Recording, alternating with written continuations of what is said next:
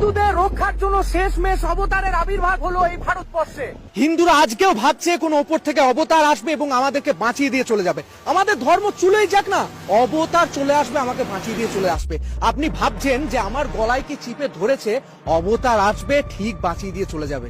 এই ভগবান হাত দিয়েছে, এই ভগবান বুদ্ধি দিয়েছে, এই ভগবান আপনাকে সবকিছুই দিয়েছে। যে আপনার গলাটা চেপে ধরছে তাকে আপনি চিপে ধরুন না, তাহলে দেখবেন আপনি ঠিক বেঁচে যাবেন।